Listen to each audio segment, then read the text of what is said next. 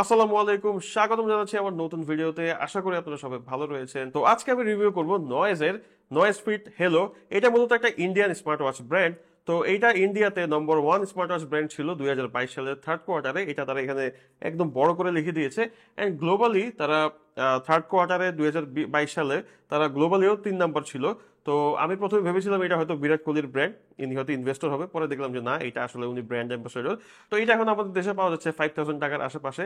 And এই 5000 টাকায় আসলে এটা কি কি অফার, কি কি ভ্যালু প্রোভাইড করছে, সেটা নিয়ে মূলত কথা বলবো আমাদের আজকের এই ভিডিওতে। রিভিউ শুরু করার আগে ধন্যবাদ দিতে চাই আমাদের আজকের স্পন্সর ফোন ফিচার বিডিকে। তাদের ফেসবুক পেজ, ওয়েবসাইট এবং তাদের যে শপের অ্যাড্রেস সেটা দেওয়া থাকবে আমার এই ভিডিওর ডিসক্রিপশন বক্সে। আপনারা অবশ্যই চেক করবেন। তো আর কথা না বাড়িয়ে চলুন দেখে নিই আমাদের আজকের ভিডিওটি। দেখা হচ্ছে ছোট্ট একটা ইন্ট্রোর পর।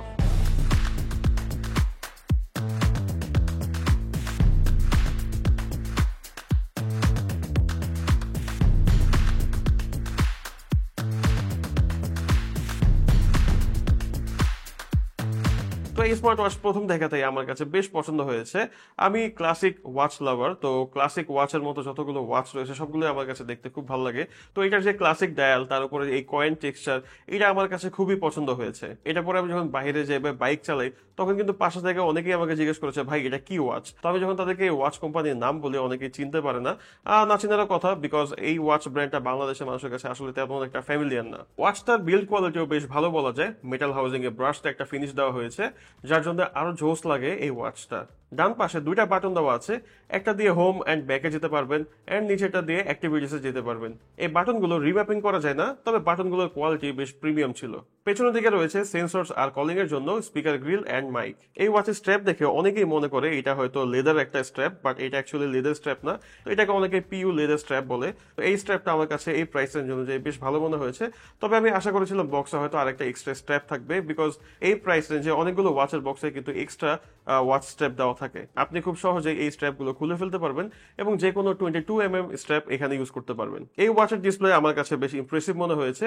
এখানে দেওয়া রয়েছে 1.43 ইঞ্চের একটা অ্যামোলেড ডিসপ্লে, যেটা রেজলিউশন 466 বাই 466 পিক্সেল। তো আমি আমার গত রিভিউতে আমি ব্ল্যাক শার্কের কিছু স্মার্ট ওয়াচ রিভিউ করেছিলাম। সেখানে একটা স্মার্ট ওয়াচ ছিল ব্ল্যাক শার্ক ক্লাসিক S1। তো ওইটাও দেখতে এটার মতোই কাইন্ড অফ সেম, এবং ওইটার ডিসপ্লেও কিন্তু 1.43 ইঞ্চের, আর ওইটার রেজলিউশনও কিন্তু ছিল 466 বাই 466 পিক্সেল। তো আমার কাছে কেন যেন মনে হচ্ছে ওই সেম ডিসপ্লেটাই হয়তো এখানে ইউজ করা হয়েছে। আই ডোন্ট নো, বাট আমি সবকিছুই সেম পেয়েছি। এই ডিসপ্লেটা বেশ শার্প অ্যান্ড ক্রিস্প ছিল, কোনো প্রবলেম পাইনি। এটার যে আউটডোর ভিজিবিলিটি সেটাও খুব ভালো ছিল।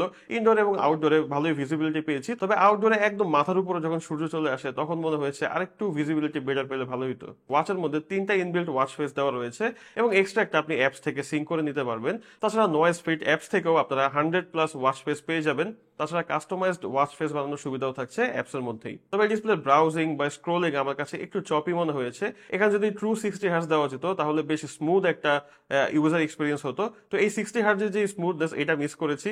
এটা দিতে পারলে এই ডিসপ্লে নিয়ে আসলে আমার তেমন কোনো কমপ্লেইন ছিল না। এই ওয়াচে AOD বা অলওয়েজ অন ডিসপ্লে দেওয়া রয়েছে।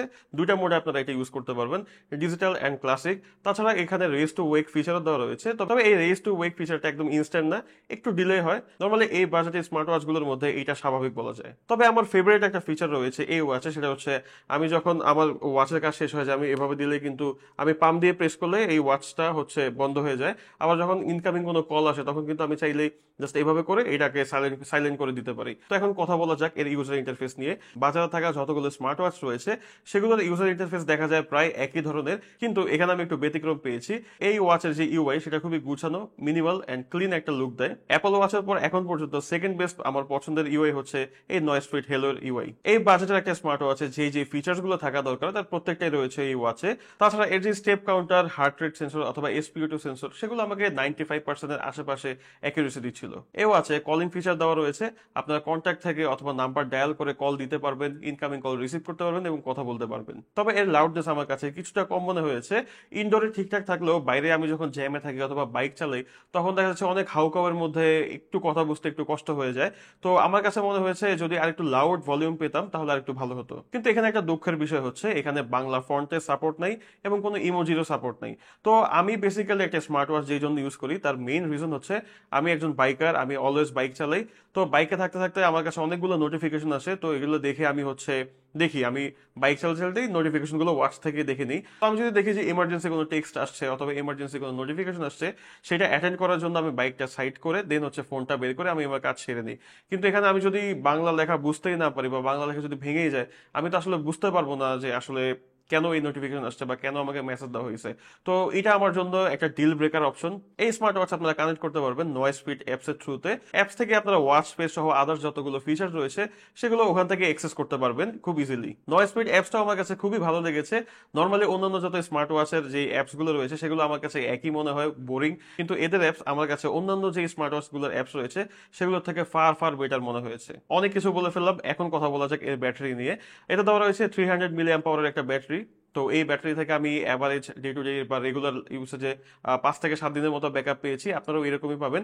তবে নয়েজ স্পিড ক্লেম করছে আপনারা যে স্ট্যান্ড বাই মোডে আপ টু 45 ডেজ পর্যন্ত একটা ব্যাকআপ পাবেন। তবে এটা আমার টেস্ট করা হয়নি, আমি মাত্র 15 দিন ধরে ইউজ করতেছি। তবে 15 দিনে আমি মাত্র সত্যি কথা বলতে একবারই চার্জ দিয়েছি। আর এই ওয়াচটা চার্জ করতে আমার সময় লেগেছে প্রায় 2 ঘন্টার আশেপাশে। তো ওভারঅল আমি যদি বলি, যাদের কলিং ফিচারের প্রয়োজন নেই এবং যাদের বাংলা নোটিফিকেশন না আসলেও প্রবলেম হয় না, এই বাজেটে তারা এই ওয়াচটা দেখতে পারেন। বিকজ এইটার যে বিল্ড কোয়ালিটি, এটার যে কিলার লুকস, এটার যে ফিনিশ, এটার যে স্ট্র্যাপ কোয়ালিটি, যে ডিসপ্লে, তার সবকিছু এই প্রাইস রেঞ্জে আমার কাছে বেস্ট একটা ওয়াচ মনে হয়েছে, রেকমেন্ড করার মতো একটা ওয়াচ মনে হয়েছে। তো এই ছিল আমাদের আজকের রিভিউ। আশা করি ভিডিওটি আপনাদের পছন্দ হয়েছে। যদি ভিডিওটি পছন্দ হয়ে থাকে তাহলে অবশ্যই লাইক, কমেন্ট এবং সাবস্ক্রাইব করে যাবেন। আজকে ভিডিও সেখান থেকে দেখা হবে আগামী পর্বে নতুন কোনো এপিসোডে নতুন কোনো গ্যাজেটের রিভিউ নিয়ে। ততদিন পর্যন্ত ভালো থাকবেন। It's your host Johnny signing out and piece.